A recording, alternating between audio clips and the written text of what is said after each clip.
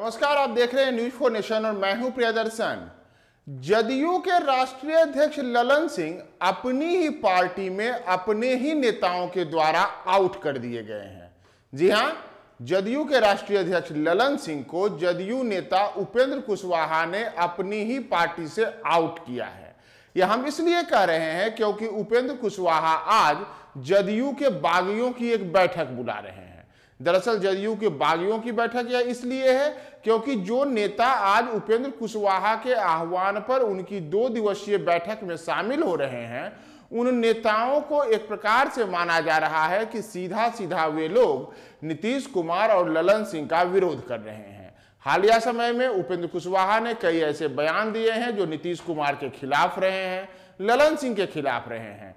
तो आज जब 2 दिवसीय बैठक की शुरुआत हुई है तो उस शुरुआत होने वाली बैठक के अगर आप वहां पर तस्वीरों को गौर से देखिएगा तो इन तस्वीरों में ललन सिंह इससे पूरी तरीके से आउट कर दिए गए हैं।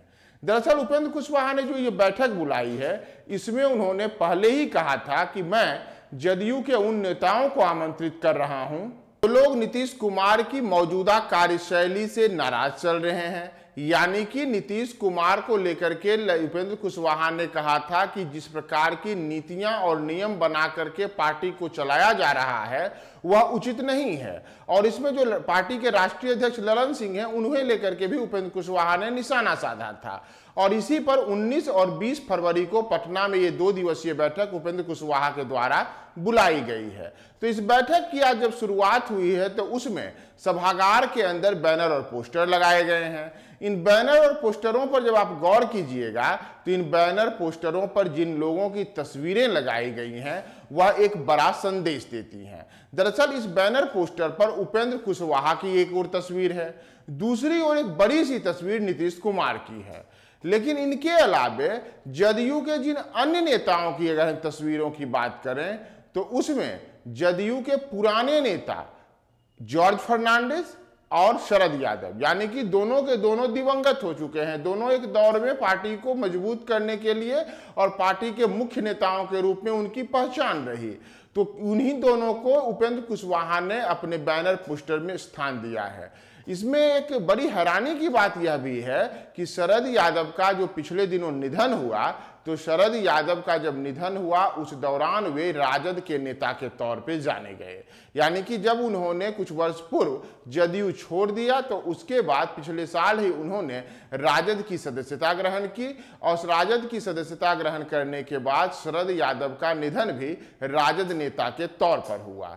वहीं जॉर्ज फर्नांडिस लंबे अरसे तक जदयू को अपने सींचते रहे, लेकिन अपने जीवन के अंतिम दौर में वे भी जदयू से किनारे की स्थिति में रहे, और उन दोनों नेताओं को अब उपेंद्र कुशवाहा ने अपने बैनर पोस्टर में जगह दी है।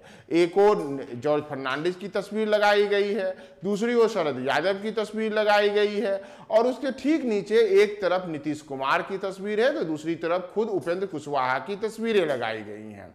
यानी कि इस पूरे बैनर पोस्टर में अगर संदेशों को देखिएगा तो साफ साफ तौर पर उपेंद्र कुशवाहा ने एक तरीके से कहा जाए तो बगावती सुर में अब ललन सिंह के खिलाफ एक खुली बगावत की है कि ललन सिंह को उनकी ही पार्टी में, जिस पार्टी के वे राष्ट्रीय अध्यक्ष हैं, उसमें जदयू की बैठक उपेंद्र कुशवाहा के द्वारा बुलाई गई है, लेकिन उसके बैनर पोस्टर में पार्टी के राष्ट्रीय अध्यक्ष को कहीं भी जगह नहीं मिला है। और जगह जिन लोगों को दी गई है उनमें एक और नीतीश कुमार की तस्वीर जरूर लगाई गई है, तो दूसरी ओर उन शरद यादव की तस्वीर लगाई गई है जो अपने जीवन काल के अंतिम दौर में जदयू छोड़ चुके थे और राजद में शामिल हो गए थे। वहीं तीसरे रूप में जॉर्ज फर्नांडिस की तस्वीरें हैं।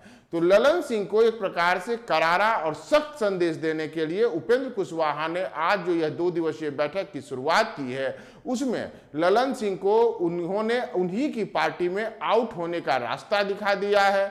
और अब देखना होगा कि जो ललन सिंह को इस प्रकार से बैनर पोस्टरों में उपेंद्र कुशवाहा ने आज जगह नहीं दी है तो क्या उपेंद्र कुशवाहा कोई बड़ा निर्णय लेंगे? क्या उपेंद्र कुशवाहा जिस जदयू में अपनी हिस्सेदारी की बात पहले से करते रहे हैं उस पर कोई बड़ा निर्णय 19 और 20 फरवरी की चल रही इस बैठक के बाद सामने आता है? फिलहाल की खबर कि ललन सिंह को उपेंद्र कुशवाहा ने जदयू से एक प्रकार से आउट करने का संदेश दे दिया है।